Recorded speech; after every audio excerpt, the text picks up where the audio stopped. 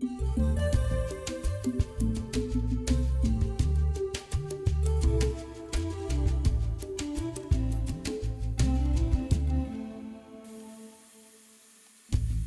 fait, ma journée, je le débute. Je commence ma journée je me réveille aux environs des 4 heures du matin. Et des 4 heures du matin, dès que je me réveille, ça dépendrait aussi de schedule. Si l'endroit est à proximité de mon lit, de ma maison, donc je me réveille peut-être à 4 heures, tantôt à 3h30. Je prends mon petit déjeuner. C'est pas un petit déjeuner, mais pour éviter un peu la famine ou la faim à l'endroit de travail, je commence comme ça. Moi, je travaille à Coca-Cola, je suis merchandise. J'ai obtenu ce travail il y a une année de cela déjà. Et voilà, nous prenons le produit et on essaye de prendre ces produits qui sont installés par les conducteurs des tracks. On les prend, on les installe dans des lieux appropriés dans les supermarchés. Voilà, c'est vous faites un tout petit peu dans le monde détail, c'est que j'exerce comme travail chez Coca-Cola. Voilà. Et je commence dès 5 heures du matin jusqu'à peut-être à midi, parfois 14 heures. Et des fois, j'ai trop d'heures supplémentaires, voilà, c'est comme ça. Je rentre à la maison et je m'occupe de ma petite famille. Voilà.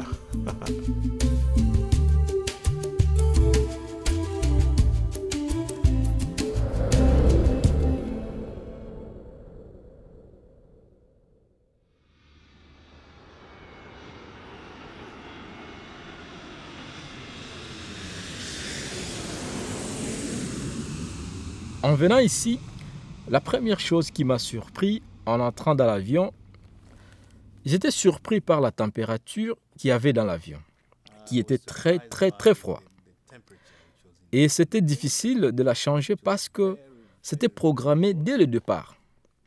Ensuite, quand je suis sorti de l'avion, il faisait d'ailleurs plus froid que dans l'avion. Ainsi, je me suis familiarisé étape par étape à cette température, à laquelle je n'étais pas accoutumé. Alors, c'était mieux.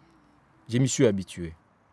Alors, quand vous arrivez pour la première fois aux États-Unis, vous serez pris de l'aéroport et il y aura un gestionnaire des cas assigné à votre dossier pour vous prendre et vous conduire directement à votre maison. J'étais contente de la manière dont nous avons été accueillis, parce que nous étions bien accueillis.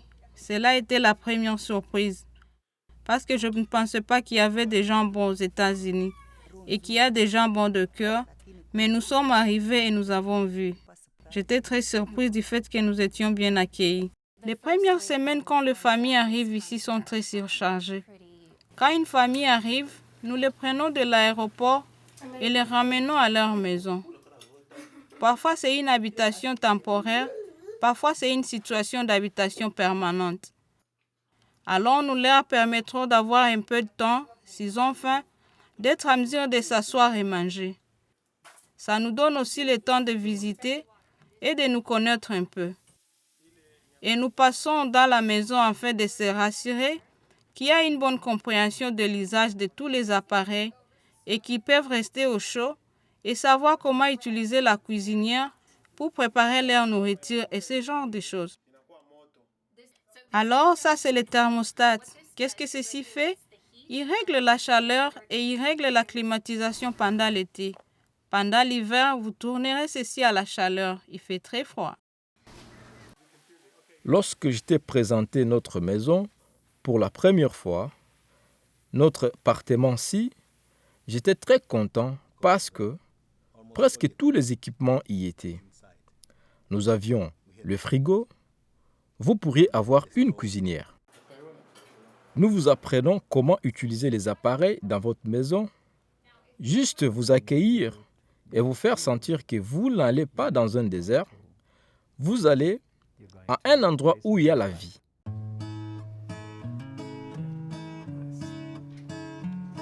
Ensuite, le jour suivant, le gestionnaire des cas vous rendra visite pour faire le tour de la maison. Il y a un certain nombre de rendez-vous qui suivent. Le premier rendez-vous sera l'admission. L'admission aura lieu au bureau de l'agence des réfugiés. Vous rencontrerez encore votre gestionnaire de cas. Vous parcourez beaucoup de papiers. Ils vous font savoir quels services ils offriront et la chronologie de service. Alors quand le client arrive, les gestionnaires des cas reçoivent beaucoup d'informations avant l'arrivée. Et alors je comprends combien c'est difficile de faire confiance en quelqu'un que vous venez juste de rencontrer. Nous voulons gagner la confiance de la famille. Nous comprendrons que cela ne vienne pas aisément ou librement et nous travaillons vraiment pour établir cela. C'est vraiment important d'avoir une très bonne communication avec le gestionnaire des cas.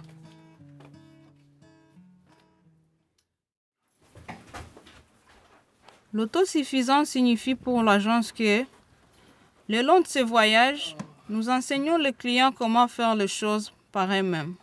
Oh, you have your green card, your permanent residence. That's great. Et à la fin, nous sommes ici pour aider et instruire.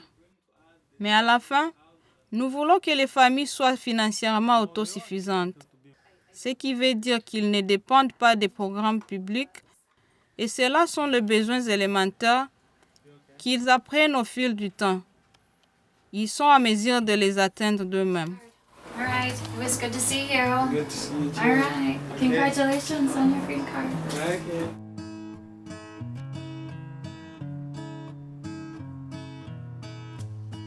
Les réfugiés qui viennent de camps différents ou sites, quand vous arrivez aux États-Unis, vous êtes accueillis par le représentant des réinstallations des réfugiés. Ils vont vous guider à travers tout le processus d'obtention de l'aide concernant votre santé. Quand les réfugiés arrivent aux États-Unis, ils viennent pour un processus d'examen médical. Au premier rendez-vous, nous tirons du sang pour les travaux de laboratoire sur un tas de choses différentes.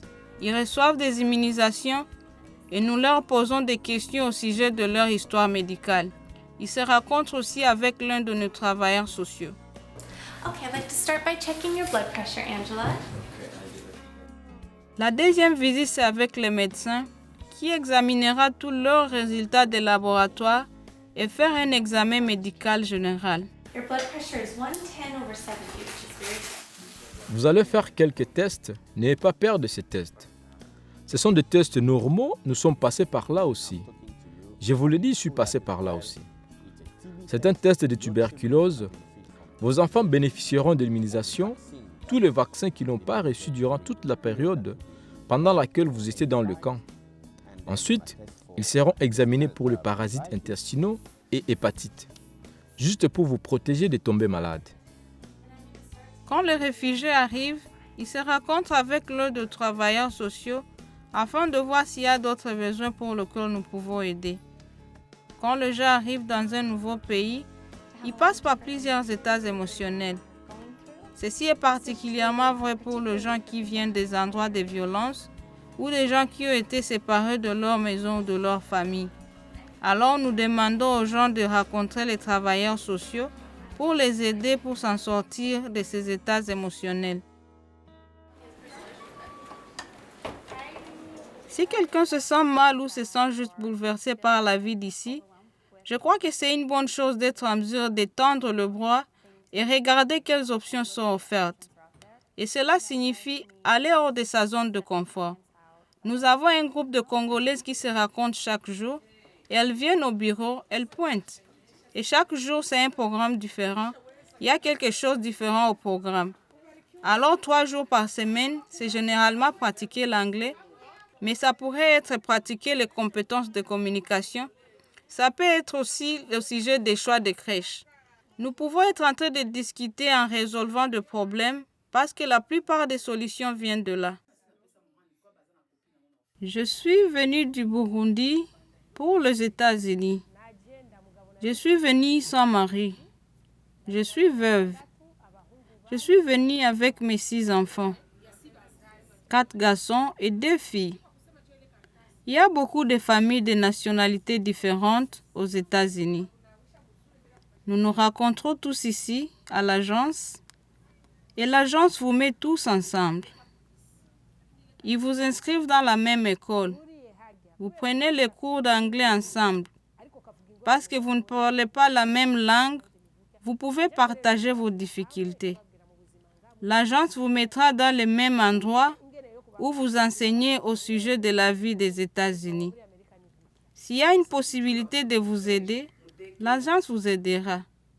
Ici aux États-Unis, où ils m'ont amené, j'ai rencontré un visiteur de l'Afrique du Sud, mais c'est une Congolaise de Bukavu. Elle est arrivée ici aux États-Unis.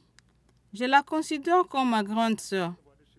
C'est la seule amie que j'ai ici aux États-Unis. Elle est comme ma mère ou ma sœur. Le Congo est un pays avec beaucoup d'ethnies. Nous avons 250 groupes ethniques. Comme leader, nous essayons d'aider les gens à comprendre que nous pouvons tous vivre ensemble comme une communauté. Nous pouvons vivre ici en paix et bâtir une communauté plus sûre. Nous avons fait du bon travail ici en essayant de préconiser et en essayant d'améliorer cette prise de conscience sociale. Essayons de parler aux gens, prêcher un message d'unité et d'amour.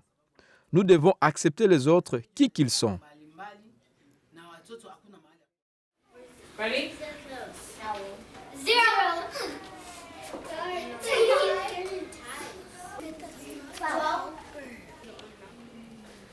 12. 19. 18. Pour moi, pour les enfants, pour l'école, ici aux États-Unis, c'est bien. Parce que le matin, il y a le bus qui vient prendre les enfants. Et puis les enfants partent à l'école dans le bus. Ils reviennent aussi dans le bus. Et puis, bon, pour moi, ici, les études aux États-Unis, c'est bien. C'est bien. Parfois, l'enfant ne part pas à l'école. Il y a l'école qui appelle les parents. Mais pourquoi l'enfant n'est pas parti? Les enfants ne grandissent pas d'eux-mêmes. Les parents ont une responsabilité. En Afrique, d'où vous venez, les enfants peuvent être éduqués par n'importe qui dans la société. Ils appartiennent au village. Ils appartiennent à la société ou à la communauté. Ce qui n'est pas le cas ici. Ici, les parents doivent contribuer. Ils doivent insister, être là pour leurs enfants, communiquer les valeurs, rappeler à leurs enfants. À moins que le parent ne le fasse, les enfants finiraient dans une mauvaise compagnie. Beaucoup de familles viennent des endroits où c'est généralement compris que quand les enfants sont à l'école, c'est la responsabilité de l'enseignant de prendre soin d'eux.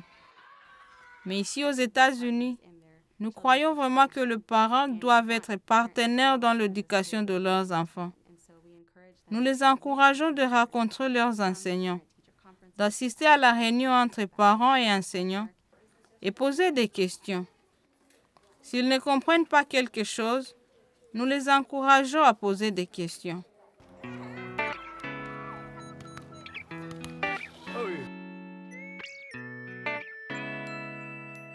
Moi, à l'école, j'aime beaucoup de choses parce qu'on mange bien. Il n'y a pas de tribalisme. Tous les gens là-bas sont mes amis. On joue. Donc, toutes les choses on fait là-bas. Donc, tout j'aime. L'Amérique, j'aime beaucoup. Parce que tous les gens sont frits ici. Yeah. J'ai des amis, des blancs, des noirs, ça. Tout ça. Tous sont mes amis, c'est ma... Donc, c'est à propos des amis à Bora, il y en a beaucoup des amis et ils sont simples. Je l'aime, ils m'aiment aussi. Yeah, comme ça. Mes matières préférées sont les mathématiques, l'histoire, la biologie, la lecture critique. L'anglais est maintenant un peu mieux, mais quand je venais d'arriver aux États-Unis, mon anglais était à un niveau très bas. Mon conseil, si quelqu'un vient aux États-Unis, il doit connaître l'anglais, étudier l'anglais, parce que l'anglais est très important pour les Américains.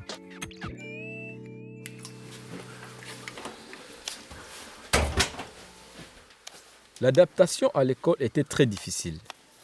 Je ne vais pas mentir, parce qu'en Afrique, vous restez dans une classe et vous ne vous déplacez pas. Vous restez dans une classe et les professeurs viennent et partent. Honnêtement, j'étais en retard. La première semaine, j'étais en retard chaque jour parce que je devrais retrouver mes classes. C'était difficile de s'y habituer. Ma famille me manque beaucoup. Être séparé d'eux, cela était très dur parce que c'était tout ce que j'avais.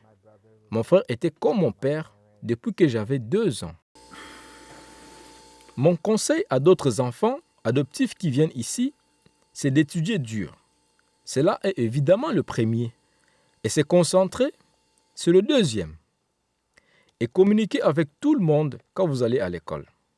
Ne vous asseyez pas seul autour de la table du déjeuner. Engagez-vous avec tout le monde et introduisez-vous. Cela est le conseil que je donne à tout le monde. Posez des questions aussi. Être une mère. La différence entre être une mère en Afrique et être une mère aux États-Unis est que, en Afrique, la façon dont nous éduquons les enfants, c'est que s'ils commettent une erreur, vous les battez sérieusement. Vous prenez un bateau et les tapez sérieusement. Ou vous ne lui donnez pas à manger, ou vous lui demandez de s'en aller. Ce n'est pas le cas aux États-Unis. Vous ne pouvez pas taper l'enfant. Même s'il commet une faute, vous ne pouvez pas le taper. Il y a des petites punitions que vous pouvez lui donner en disant « Assis-toi là ». Mais vous ne pouvez pas taper l'enfant. Vous ne pouvez pas abandonner l'enfant comme en Afrique nous avions l'habitude de laisser l'enfant et aller au marché pour acheter des choses. Depuis le matin, vous laissez vos enfants à la maison, vous revenez dans la soirée. Ici, ce n'est pas possible. Souvent, j'entends, aux États-Unis, les enfants ne sont pas disciplinés. Les enfants sont disciplinés dans une façon différente. Nous voulons absolument que les enfants respectent leurs parents. Nous voulons que les enfants écoutent leurs parents. La violence physique n'est pas une forme acceptable de discipline. Et il y a des manières différentes qui peuvent discipliner les enfants. Alors les États-Unis ont beaucoup de lois et dont les gens connaissent les attentes une fois arrivés, c'est juste. Ce n'est pas une attente réaliste. Dans nos orientations, nous commençons par parler de lois dont nous avons vu nos clients avoir des problèmes avec dans le passé. Un exemple de